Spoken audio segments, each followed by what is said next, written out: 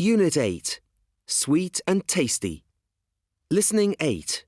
Read and listen. Chocolate. Would you like a piece of chocolate?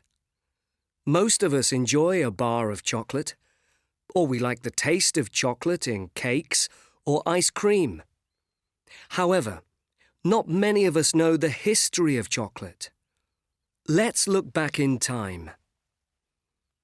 People first made chocolate 3,000 years ago in Central America and Mexico. They grew cacao trees and used the beans from the trees to make chocolate. The Aztecs used cacao beans as money because there were no coins or banknotes then. A turkey cost 100 cacao beans and a piece of fruit cost 3 beans. At first, people only used chocolate to make a drink. They called the drink chocolatul. This means bitter in an Aztec language because cacao beans have a very bitter taste on their own. Later, people used chocolate as an ingredient in various dishes. They believed that chocolate was good for you, so they used chocolate to treat some illnesses. They also learnt that chocolate will give you energy if you are tired.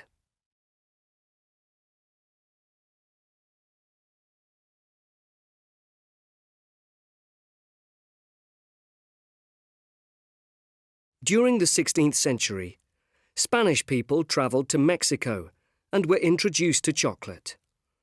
They took chocolate home with them, and soon people in Europe started to use chocolate too. At first, only rich people could enjoy chocolate because it was very expensive. In England, people visited special chocolate shops to drink chocolate drinks. They found out that if you add vanilla and sugar to chocolate, it tastes a lot nicer.